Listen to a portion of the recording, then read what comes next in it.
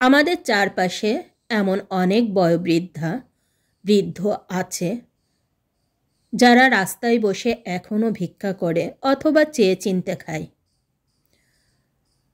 অনেকের ছেলে মেয়ে থাকলেও তাদেরকে দেখভাল করে না। এই রাস্তাটা দিয়ে আমি মাসে একবার করে আসা যাওয়া করি। কখনো এনাকে এখানে বসতে দেখিনি।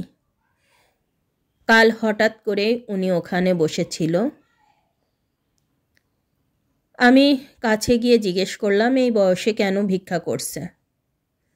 সে বলল তার সন্তানরা খেতে দেয় না, হয়তো কিছু টাকা নিয়ে গেলে তাকে দেখভাল করবে। তার 1 মেয়ে 2 ছেলে। মায়ের কোলে 5টা সন্তান হোক 10টা সন্তান হোক ভারী হয় না, কিন্তু একটা মা 5 সন্তান বলেন, 1 সন্তান বলেন, 3 সন্তান বলেন, তাদের কাছে বোঝা হয়ে যায়। তাই তো দুনিয়াতে এত বৃদ্ধাশ্রম, এত মায়েদের থাকার আবাসন তৈরি করা হয়। তো এই মা আমার কাছে একটু মাংস ভাত খেতে চাইল।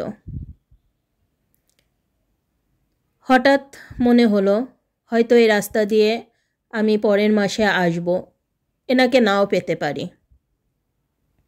যেহেতু সে একটু খাবারই খেতে চাইছে, তাই আর কিছু না ভেবে এই মাকে হোটেলে নিয়ে চলে আসলাম। মাকে জিজ্ঞেস করলাম মুরগির মাংস খাবে না গরুর মাংস খাবে। সে বলল গরুর মাংস খাবে। তাই গরুর মাংস দিয়েই তাকে ভাত দেওয়া হলো।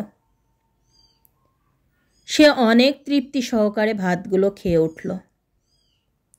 হয়তো আপনি আমি এই বয়সেও তা পারবো না, কারণ রোগ শোক আছে, ডাক্তারের নিষেধ আছে, তাই অনেক কারণে খেতে মন চাইলেও আমরা খেতে পারি না। কিন্তু এই মাটা অনেক তৃপ্তি সহকারে সুন্দর করে ভাতগুলো খেয়ে উঠল। আর তার পেটে ক্ষুধা, সে দুপুরবেলা কিচ্ছু না খেয়ে বেরিয়েছে। তাকে খাবার খাইয়ে দিলাম আর রাতের জন্য কিছু খাবার বেঁধে দিলাম সাথে। এই মাটার এত বয়স হয়ে গেছে, দেখে মনে হলো কোনো রোগ নেই। সে সুস্থ একজন মানুষ, শুধু বয়সের রোগ। আর তার একটু শ্বাসকষ্ট আছে, কথার ভাবে বুঝলাম। তাকে খাওয়ানোর পরে তার বাড়িতেও পৌঁছে দিয়ে এসেছি। এই ছোটোখাটো একটু ভালো কাজগুলো আমরা যেন দিন শেষে করতে পারি। আল্লাহ পাক যেন আমাদের সবাইকে সেই তৌফিক দান করেন আর সবার সন্তানদের হেদায়েত দান করেন। আল্লাহ হাফেজ।